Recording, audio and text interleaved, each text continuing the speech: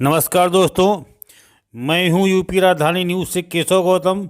आज मैं मौजूद हूं रायबरेली जनपद के शिवगढ़ अंतर्गत इस भवानीगढ़ में। यहां पर बुद्ध उपासक महासभा के द्वारा गणतंत्र दिवस का भव्य कार्यक्रम किया जा रहा।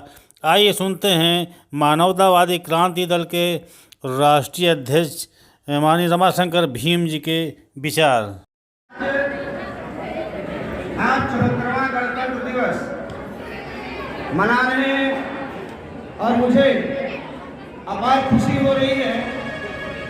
भवानीगढ़ शिवगढ़ रायबरेली की धरती पर और मैं देख पा रहा हूँ कि वास्तव में जो भारतीय जनतंत्र है, जो भारतीय गणतंत्र है, जिसकी नींव 26 जनवरी 1950 को रखी गई थी, आज फल फूल रहा है। लेकिन जरूर कहीं न कहीं से, और मेरी एक आदत है, मैं कभी भी आलोचनात्मक नहीं बोलता हूँ, सुझाव वाली बात जरूर कहता हूँ। बाबा साहब डॉक्टर अम्बेडकर ने और भारत के संविधान सभा में शामिल तमाम लोगों ने देश की आजादी में शामिल, देश की आजादी की जंग में शामिल हर जाति, हर धर्म, हर मजहब के लोगों ने त्याग, बलिदान और कुर्बानी देकर भारत को ब्रिटिश हुकूमत की गुलामी से आजाद तो कराया था। लेकिन भारत को चलाया कैसे जाएगा, यह संविधान बाबा साहब डॉक्टर अम्बेडकर को बनाने के लिए सौंपा गया और यह जिम्मेदारी बाबा साहब डॉक्टर अम्बेडकर ने भारत का संविधान बनाकर बखूबी निभाया था। और आज ही के दिन भारतीय गणतंत्र लागू हुआ था। गणतंत्र दिवस की ओर से आप सबको कोटि कोटि बधाई, अभिनंदन और वंदन। मैं लंबा नहीं बोलूंगा, अभी और लोग बोलेंगे, लेकिन मैं आपसे एक बात कहना चाहता हूं कि मित्रों, यहाँ तमाम जाति धर्म के लोग इस आवाज को सुन रहे होंगे। मुझे दुख होता है, उनसे मैं कहना चाहता हूं कि क्या गणतंत्र दिवस मनाना सरकारी स्कूलों का, सरकारी दफ्तरों का या दलितों, पिछड़ों और बहुजनों का ही काम रह गया है? क्या ये उन्हीं का त्योहार है? माफ करिएगा, अगर भारत का संविधान न होता, अगर आपकी आदिम व्यवस्था होती, अगर आपकी वैदिक व्यवस्था चल रही होती, तो भारत के अंदर मरहूम इंदिरा गांधी को प्रधानमंत्री बनने का मौका कतई न मिलता, क्योंकि विधवा का मुंह देखना हिंदू धर्म की व्यवस्था के अनुसार पाप समझा जाता था। मैं आपसे कहना चाहता हूं कि आपकी तमाम बहन बेटियां अब पीएचडी कर रही हैं, डॉक्टर बन रही हैं, शिक्षक बन रही है, वैज्ञानिक बन रही है और हवाई जहाज उड़ा रही है।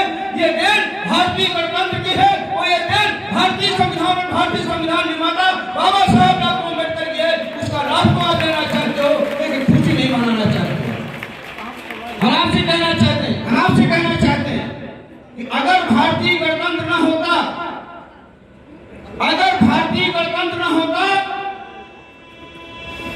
तो जो लोग किसी की छाया से नफरत करते थे, जिन मोहल्लों में जाना लोग गुनाह समझते थे, जिनकी छाया से अपवित्र हो जाया करते थे, आज प्रधान बनने के लिए, सभासद बनने के लिए, जिला पंचायत बनने के लिए उस मोहल्ले में जाते हैं और बिना मांगे कहते हैं, गुरु दादा जरा एक गिलास पानी तो पिया हुआ हो, वोटें चाहिए।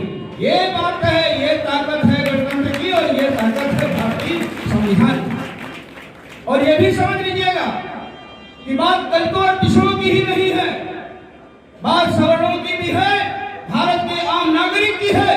अगर गणतंत्र ना होता तो आपके दरवाजे, आपके मोहल्ले में कोई ये देखने ना आता कि खरंजा लगा है कि नहीं लगा और नाली बह रही है या नाली चल रही है, क्योंकि राजा तो राज दरबार में बैठ के राज किया करता था, वो तो रानी के पेट से पैदा हो जाया करता था, उसको जनता के बीच में जाने की कोई जरूरत नहीं होती थी।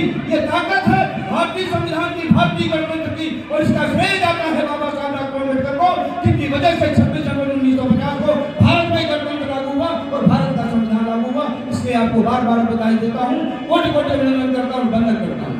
लेकिन एक बात याद रखिएगा, जब आप बार बार बाबा साहब डॉक्टर अम्बेडकर के संविधान को पढ़ेंगे, जब आपको भारतीय गणतंत्र को पढ़ेंगे,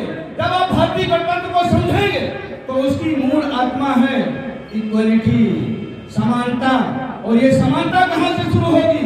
समानता चूल्हे से शुरू होगी, चूल्हे चौके से शुरू होगी और संसद की चौपाल तक जाना चाहिए, सर्वोच्च न्यायालय के तक जाना चाहिए। ये बराबरी का अधिकार, धनदस्ती का बंटवारा अब होना ही चाहिए। मुखी जनता चुप न रहेगी, घर की बढ़ती रहेगी। ये नारा गली गली कुंजे से उठना ही चाहिए। यही गणतंत्र की पहचान है, यही गणतंत्र की जरूरत है और यही गणतंत्र की आवश्यकता है। ऐसा कैसे चलेगा? एक तरफ भारतीय संविधान बोलने की आजादी देता है, लिखने की आजादी देता है, और ऐसा कैसे हो जाता है कि किसी ने कोई किताब लिख दी? केपी राहुल साहब तमाम किताबें लिखते हैं, तमाम लोग उनकी आलोचना कर सकते हैं, तमाम लोग तर्क वितर्क कर सकते हैं। फिर ऐसा क्या हो गया? किसी ने एक किताब लिख दी, किसी ने कहा संविधान विरोधी है। ये किताब संविधान विरोधी है, गलत है, इसमें जातिवाद को बढ़ावा दिया गया है, 85% बहुजनों शूद्रों को नीच कहा गया है और 85% शूद्रों को गुणवान होने के बावजूद भी नहीं पूजा जाना चाहिए और गुणहीन आदमी को पूजा जाना चाहिए। इस ग्रंथ में ऐसे लिखा है, ये नहीं स्वीकार किया जाना चाहिए। इसमें आफत क्या हो गई? अब बताओ, ये सवाल उठाओ कि क्या आप चाहते हो जो लोग कहते हैं कि चंद्रशेखर और स्वामी प्रसाद मौर्य ने गलत कहा, तो उनसे पूछो कि क्या तुम मानते हो कि गुणहीन आदमी की पूजा हो और गुणवान आदमी की पूजा ना हो? अगर ऐसा चलेगा तो देश भी नहीं चलेगा, देश प्रगति नहीं करेगा, टुकड़े टुकड़े में देश फिर बट जाएगा। इसलिए इक्वलिटी पे आओ, समानता पे आओ। मैं आगे अपनी बात को इसलिए विराम देता हूँ मित्रों, लोग चाहते थे मैं थोड़ा रुक के बोलूं। मेरे सामने दो जिम्मेदारियां हैं, मेरा परिचय कराया गया है। मैं क्रांतिपथ न्यूज का निदेशक भी हूँ, यूट्यूब पर मेरा चैनल है। मेरे सहयोगी केशवराम गौतम जी, उनका यूट्यूब पर चैनल है यूपी राजधानी न्यूज। हम लोग आए हैं दोनों जिम्मेदारी निभाने के लिए, अपनी बात कहने के लिए और आपके पूरे कार्यक्रम को अपने चैनल पे समेटने के लिए और चैनल के माध्यम से देश और जहाँ तक हमारे सब्सक्राइबर हैं वहाँ तक पहुँचाने के लिए। मित्रों, मैं आपसे एक ही आग्रह करूंगा, अभी मैं संचालक महोदय से, बच्चा सिंह साथियों से 2 मिनट का समय लेके चैनल पे रिकॉर्ड करूंगा कुछ, उसके बाद कार्यक्रम आगे चलता रहेगा। आप लोग अगर चैनल को सब्सक्राइब करेंगे अच्छी बात है, नहीं करेंगे कोई दिक्कत नहीं, क्योंकि कॉमर्शियल नहीं है। इतना हम जरूर कहेंगे कि हम अपने समाज की बात, वैज्ञानिक बात, तार्किक बात ही अपने चैनल पर रखते हैं। अंधविश्वास और पाखंड को हमारे चैनल पे कोई जगह नहीं। एक बार फिर गणतंत्र दिवस की आपको हार्दिक बधाई।